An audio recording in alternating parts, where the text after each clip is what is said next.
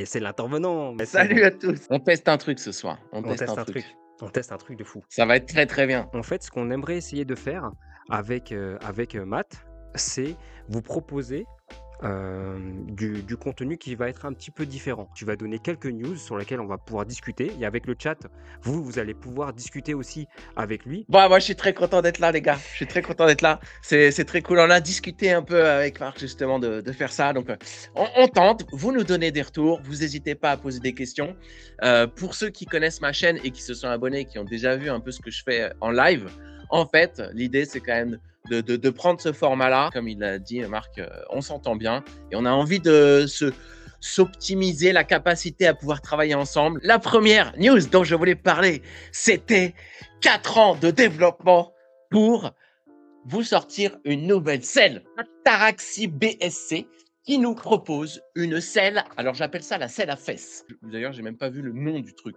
Mais en gros, c'est une selle qui permet d'avoir en fait le soutien de tes fesses sur chacune de tes fesses sans la zone du milieu. Voilà, mais j'avais lu avant déjà qu'il y avait des soucis de maux de fesses. Et en découvrant cet article, j'ai même découvert qu'il y avait des gens qui ne pouvaient pas faire de vélo à cause de la selle. Le principe de cette selle, juste, c'est tu t'assois, donc tu es soutenu par chacune de tes fesses. Et quand tu pédales, la selle bouge en plus pour garder en fait un soutien permanent et homogène. Effectivement, donc il y a des gens qui ne peuvent pas faire du vélo ou qui sont rebutés par le vélo parce qu'en fait, dès qu'ils s'assoient sur une selle normale de vélo, ils ne peuvent pas s'asseoir. Ils n'ont juste pas envie de faire du vélo. Et après avoir découvert le fat bike, c'était carrément mon cas. Genre, je ne peux plus revenir sur une selle que j'appelle la selle des fat bikes des livreurs. Je ne peux plus revenir sur ce genre de selle parce que moi, il me faut mon canapé, tu vois. Ce que je ne savais pas, c'est que sur la tige de selle, tu pouvais aussi avoir un amortisseur pour rendre encore la selle encore plus confortable.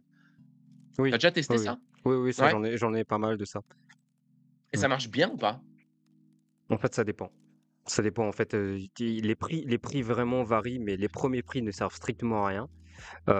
Là où il faut passer, c'est tu dois mettre au moins 100 balles sur une suspension de selle pour que ça soit vraiment efficace. J'ai aussi découvert dans ma recherche de sel, du coup, qu'il y avait quand même des qualités de sel qui sont très grandes. Là, du cuir, par exemple, mais juste au niveau de la mousse, au niveau des technologies aussi que des mecs inventent. Alors, pas aussi fou que ce que je suis en train de vous montrer, mais juste, genre, j'ai entendu parler d'une selle royale où c'est genre c'est de la gelée, c'est un truc qui est vachement bien. C'est d'ailleurs ce que tu peux retrouver sur un des vélos que j'avais testé, le Voltaire ou le High Wish, où justement ils mettent des sels avec un gel qui est très bien pour ton fessier.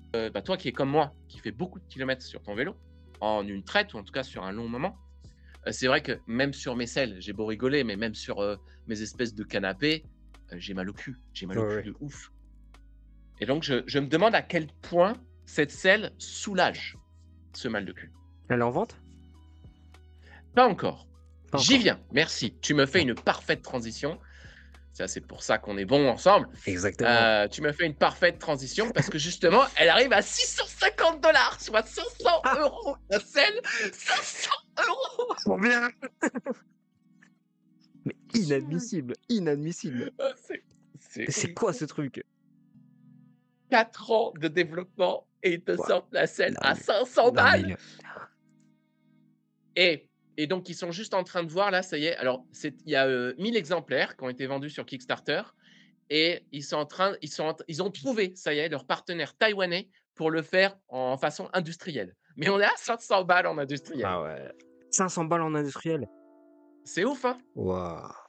Ok. Il vaut mieux aller Donc chez voilà, c'était mon ML sujet. Sellerie quand même. À ce moment-là. Ah oui, on peut faire un petit big up à ML Sellerie. Si vous donnez 500 balles à ML Sellerie, allez voir sur Instagram. Et si vous voulez découvrir ML Sellerie, bientôt chez les dérailleurs. Deuxième Yes. news. Alors, je voulais vous parler de Super Sort 13, j'ai pas pu m'empêcher. Voilà, je suis désolé les gars, j'ai pas pu m'empêcher. Mais parce qu'en fait, je trouvais intéressant. Dites-moi dans les commentaires, je pense qu'il y a un discours intéressant à avoir derrière ça. C'est une annonce qui a été faite il y a un mois sur la chaîne. D'ailleurs, depuis, plus rien, alors que dans la vidéo, il disait oui, on a envie de vous montrer ce qu'il y a derrière le rideau, etc. Mais ce qui se passe, et qui est très intéressant, c'est que Super 73 n'a plus, en tant que CEO, le Grand Cruise, un des fondateurs de Super 73 en 2016. Et à la base, ce mec-là était un gérant de, de magasins de vélo pour justement, tu en parlais dans le live plus tôt, pour quitter les vélos, pour les quitter et les passer en e-bike. D'accord. Maintenant, ce n'est plus le Grand Cruise, c'est Michael Canavan et Aaron Wong qui sont les co-CEO. Maintenant, il y a 2 CEO, ce sont co-CEO. Il faut le rappeler, Super 73 n'est plus une petite entreprise. Ils avaient fait une levée de fonds de 20 millions avec Volition Capital. Et maintenant, il y a donc un board. Et ce board a dit, bon, le Grand Cruise, t'es gentil, mais maintenant, on va mettre Michael, qui est donc l'ancien CMO, donc le Chief Marketing Officer, donc le mec qui s'occupait justement de faire toute la promotion de Super 113. Pour moi, c'est le mec qui a fait le mieux son boulot chez Super 73. Et il est co-CEO avec Aaron Wong, qui est... Alors, j'ai pas bien compris ce que lui faisait. À mon avis, lui, il est plutôt logisticien à la base. Je trouvais ça intéressant de comprendre aussi que Super 113, en fait, il y a beaucoup de choses qui se passent derrière les rideaux, justement. On va voir, on va voir. Mais en tout cas, c'était intéressant de savoir que l'ancien chef, il s'est fait un peu têche, quoi. Et je passe à la troisième news. Alors là, pour le coup, je pense qu'il va être aussi très intéressante. C'est les Pays-Bas. Alors les Pays-Bas, pour le Ah petit oui. background, il y a une petite guéguerre en ce moment qui date de plus de quelques mois maintenant, Mmh. où le Parlement et beaucoup de politiques reprennent le sujet du fat bike à Amsterdam pour le politiser et dire voilà, nous allons faire quelque chose pour arrêter, désembrayer toute cette folie du fat bike. Nous allons d'ailleurs imposer aux constructeurs d'enlever la gâchette, de rendre les choses extrêmement compliquées, à tel point que ça a fait peur aux constructeurs, hein, vraiment. Ça a fait peur. Il faut savoir que Breaker, Fat4 et un troisième, je ne sais plus qui, se sont associés pour dire oh oui, oui, les législateurs d'Amsterdam, nous allons Mmh. faire tout ce qu'il faut pour que ça soit comme vous le dites. Et Super 73, qui faisait un petit peu pour le coup le mouton noir, de toute façon, parce qu'ils sont américains et c'est des vélos d'américains pour des américains, donc ils s'en fichent. Ouais. Mais voilà, ils ont fait peur aux constructeurs d'Amsterdam. C'est le sujet, c'est quoi? C'est bien entendu la vitesse, c'est bien entendu le fait que ce soit un gros vélo et que les gens, en fait, c'est pas tant que le vélo soit gros qui leur fait peur, c'est juste le changement. C'est parce qu'avant, ils voyaient que des vélos normaux et maintenant, ils voient un nouvel appareil sur les pistes cyclables et ils ont pété un plomb. Les gens font un peu n'importe quoi sur le vélo. Et surtout, les plus jeunes d'entre nous. Après, on a tous été jeunes, on a tous fait de la merde, donc bon, on peut pas quand même leur jeter la pierre, mais c'est l'éducation. C'est juste, les gars, sachez que ce que vous faites va avoir un impact, peut-être pas sur vous tout de suite, mais sur les générations futures et Mmh. sur vous quand vous serez plus vieux, vous pourriez plus Mmh. profiter de la même manière des vélos.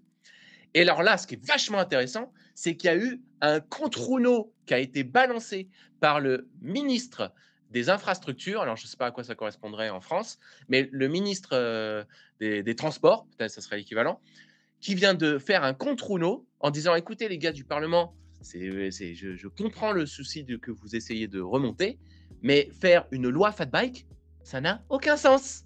Parce que Je son vois. explication, c'est de dire si on fait une loi fat bike, eh ben, on sera obligé de spécifier le type de véhicule, les spécifications techniques, nanana. Et bien entendu, il y aura des gens qui vont toujours trouver une faille et ils vont faire un autre fat bike qui va être un tout petit peu différent, mais qui sera plus dans la législation fat bike qu'ils auront créée. Et donc, ça va être qu'une course de souris et de chats et à souris et qui va jamais terminer. Le problème, c'est l'utilisateur, c'est pas le vélo, c'est pas la mécanique, c'est pas la réglementation, c'est les utilisateurs. Mmh. Et donc la discussion, elle n'est pas aussi simple que de rajouter des lois et des pénalités et des trucs Ah et ouais. de rendre la chose complètement insoutenable. Déjà, parlons juste de la limite d'âge, peut-être qu'on peut essayer de relever pour empêcher d'avoir des utilisateurs de fat bike qui ont 11 ans, 9 ans, 13 ans, mais plutôt qu'ils ont 16 ans, et le port du casque obligatoire. Et encore, même ça, il n'en est pas sûr. Et même si du coup, il essayait de mettre ça en place, ça ne serait pas avant 2026. Donc, on n'y est pas du tout. Hein.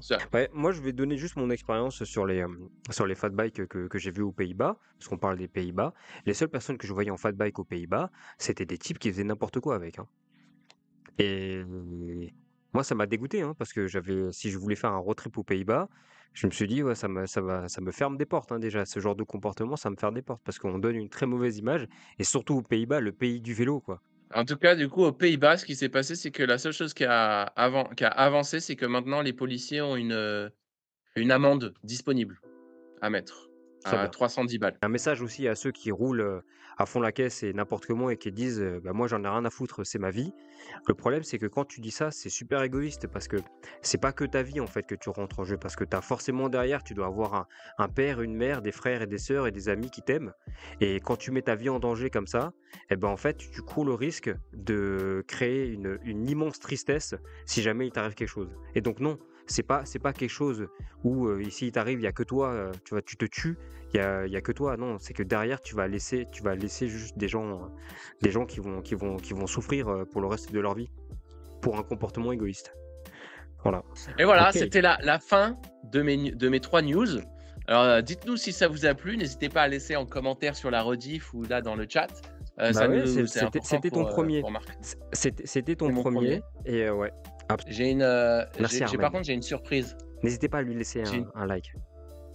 Oui, j'ai une vas-y, petite vas-y, vas-y. surprise pour Tu une toi. surprise alors alors je vais juste me reculer. Tu m'as dit qu'il y avait une surprise. Les amis, je ne sais absolument pas de quoi il parle. Là, on était briefés, je savais les sujets qu'il allait aborder, mais là, pour le coup, il voulait pas me dire, il va dire un truc, je ne sais pas de quoi tu parles, vas-y. Alors, là, tu m'as invité en tant que chroniqueur, tu vois, un peu comme intervenant. Et dans les émissions Popcorn, les émissions comme ça, c'est en fait, ou c'est plutôt la radio, tu vois, c'est ça qui m'a fait. Il y a, il y a un billet d'humour, tu vois, un billet d'humour. Genre un Ouais, mec, il vient, il est là juste pour faire un billet d'humour. ouais. Ok? Ben voilà, je te vais te proposer, en plus de mes 3 news, je vais te faire le chroniqueur billet d'humour. Est-ce que tu es prêt? Alors, ça peut être un gros flop, les gars. Vas-y. Non mais vas-y, mais non mais plus c'est malaisant, mieux ça sera. Vas-y. Alors, c'est parti. Je voulais te dire, ça me fait vraiment plaisir d'être ici, en tant que chroniqueur sur ta chaîne en live comme ça. Franchement, c'est une petite Madeleine de Proust pour moi. Parce que c'est comme ça que j'ai commencé sur ma propre chaîne. Je faisais des vidéos sur le Super 73. Tu sais, ce vélo qui fait un peu moto, qui par contre coûte le prix d'une moto. Bref, c'était des vidéos d'actu sur la communauté, en anglais approximatif, caché derrière un personnage. Ouais, j'étais en mode It's amazing, I love it! Tu vois, comme ça. Aujourd'hui, c'est bien. Parce que je suis pas obligé de parler de Super 73. Bon, je l'ai fait quand même, mais c'est pas grave. Je peux le faire en français, tranquille, sans créer de personnage.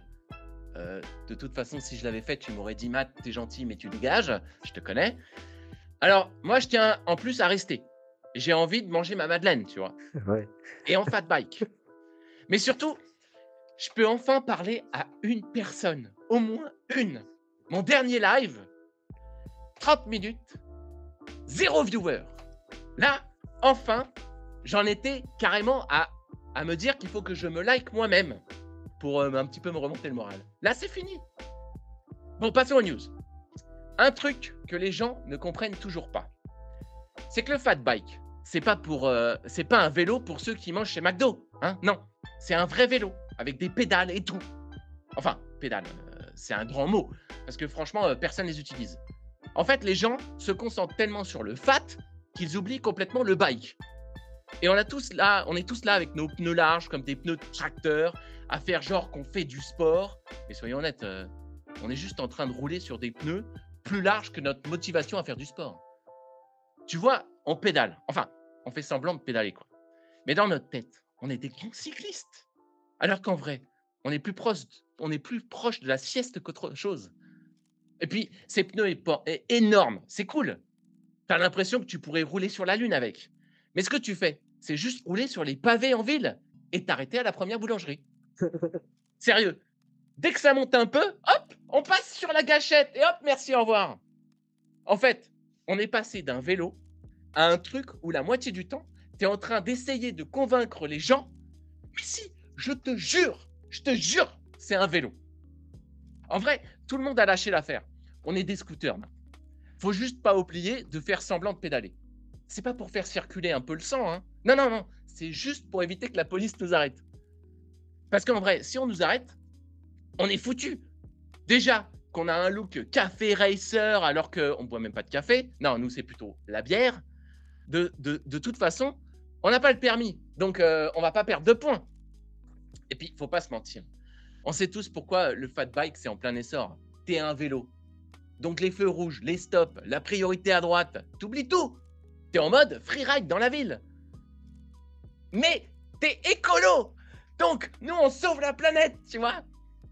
À la base, tu achètes un fat bike pour le confort, la sécurité des pneus larges, et puis 3 jours plus tard, il n'y a plus personne qui reste à 25 km/h. Tu fonces comme dans la ville, comme si la ville était ton circuit perso. Tu oublies le fat et tu fais que du fast. Tout le monde fait n'importe quoi en ville. Chaque virage, c'est un drift au potentiel. Les feux rouges, c'était des suggestions artistiques. Tu es là à fond sur ta bécane et tu as l'impression que tu es en train de tourner la prochaine scène de Fat and Furious 73. Mais bon, je ne vais pas finir sur une note sarcastique. Parce qu'en vrai, le fat bike, c'est quand même la classe. Franchement, on est des cyclistes, mais en mieux. Les gars, on est le futur des motards, on est le futur des automobilistes dans les grandes villes. On a juste un vélo avec des pneus qui prennent plus de place que notre ego. Et parfois, plus que la piste cyclable elle-même.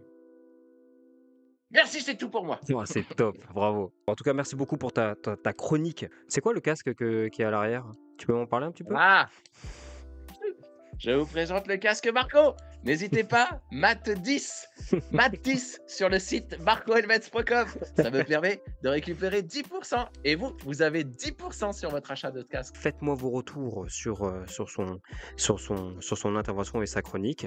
Et nous, on va essayer de continuer à vous proposer du contenu de qualité. Je vous rappelle les sujets de ce soir. Nous avons le giveaway, nous avons la section Biclou des abonnés sur lequel il faut m'envoyer des DM, la section de Mad Bike avec sa chronique également. Et voilà. Je vous souhaite à tous de très bons rides. Prenez soin de vous. Roulez prudemment. Faites du sport, contrairement à sa chronique là. Casque, gants, rétroviseur obligatoire. Et je vais te laisser, Matt, le mot de la fin. Vas-y. Levé, toujours levé. Super. Salut tout le monde.